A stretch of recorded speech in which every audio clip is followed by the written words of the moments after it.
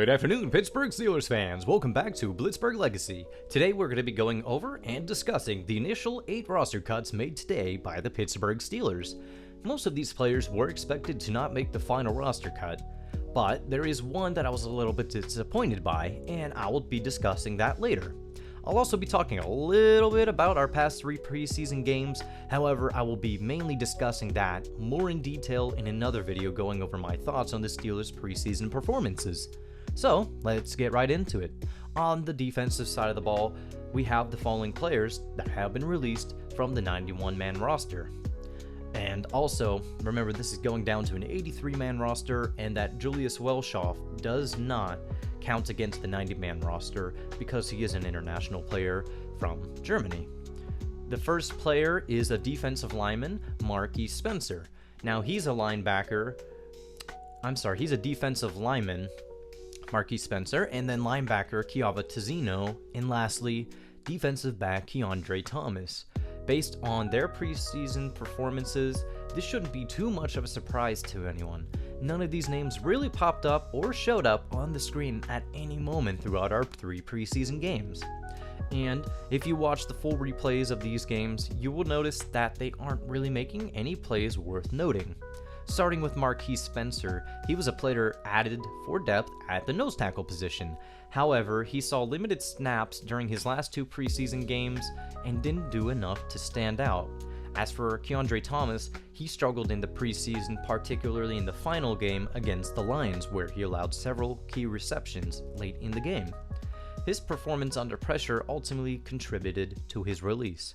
Then we have Kiava Tizino, who was brought in to provide depth at the inside linebacker position, but he couldn't solidify a roster spot for himself due to his limited impact during the preseason games and also being benched for the final game despite clearing concussion protocol, which played a role in that decision. And as Mike Tomlin says, your best ability is your availability.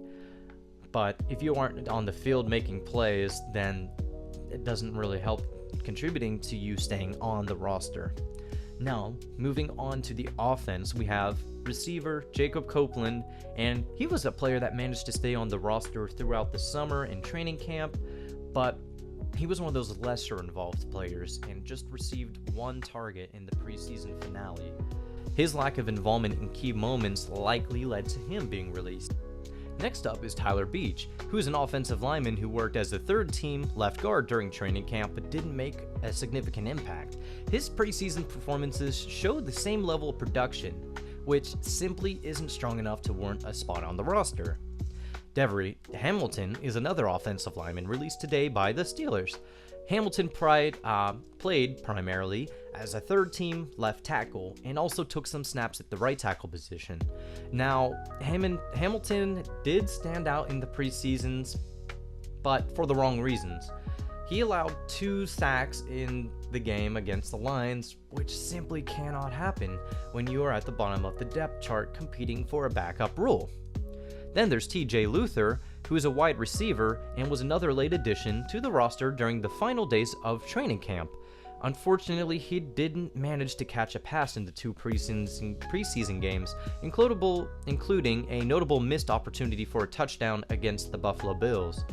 This, I think, is that the play where Justin Fields delivers a long strike downfield in the end zone that resulted in a incompletion, and if you recall, the receiver slows down through his route and can't get into rhythm and is too slow to get the ball thrown by Fields.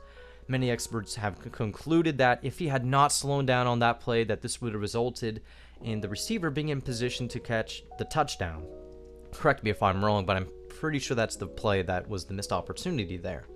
Now, the last player that was cut today is a bit of a disappointment to me, and I'm sure there are others who feel the same way.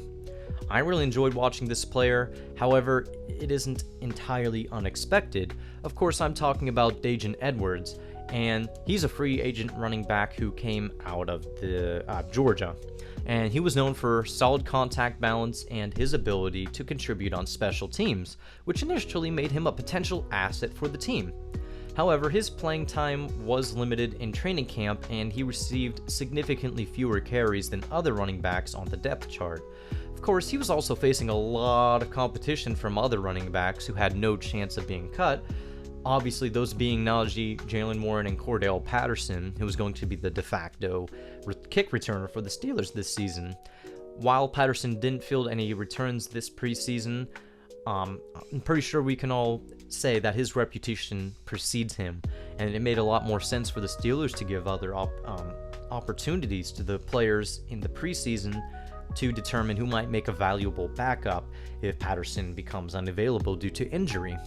Especially given that Cordell Patterson exploded for a long rush for a 31-yard touchdown in the preseason game against the Lions, it makes sense that the Steelers would rely on his abilities to fill in for the role of third running back. Some key running backs on the roster that survived the initial cut would include Aaron Champlin, Jonathan Ward, and Lamichael Pirine. In my opinion, I think the Steelers do bring back Edwards to the 16-man practice squad. So let's take a look at some of his stats throughout the preseason, and you'll see why I think he has a very good spot or chance to make the 16-man practice squad. He had 7 carries for a total of 37 yards, which is an average of 5.3 yards on average per carry. That's pretty darn good. In those carries was a long rush of 24 yards, and if you were to exclude this, it would actually bring his attempt or his average down to about 2 yards per attempt. But of course, you can't exclude that. You can't exclude such an explosive play, and it wouldn't be fair to him either. It is also worth noting that one of these attempts was low in yards, but it resulted in a touchdown, which is infinitely more important than however many yards he would have gained on that play. He also recorded 1 reception for a 9-yard gain, which displays his utility in the passing game as well. Overall, I think Edwards was the best player among the 8 players to be released today on this initial roster cut. And again, I fully believe he has earned himself a spot on the 16-man roster for the practice squad, especially since injuries are always a concern for a position group like running backs, where they're taking hits all game long. Of course, we have people like Jalen Warren, who's taking hits all game long, and Najee Harris. He's an absolute tank. He has the power back running style where he just runs guys over. Thankfully for him, he has not really experienced much injuries in the past seasons, despite taking much punishment throughout the games. But there's always that risk, and I think someone like Daijun Edwards would be an excellent person to fill in if one of our guys happens to be unavailable for a game or two. But I want to know what you guys think. Who on this list do you agree with being cut? And were there any names on this list that you would have rather kept on the 53-man roster? Let me know in the comments below. And that's all I have for you this time. And have yourself a terrible day.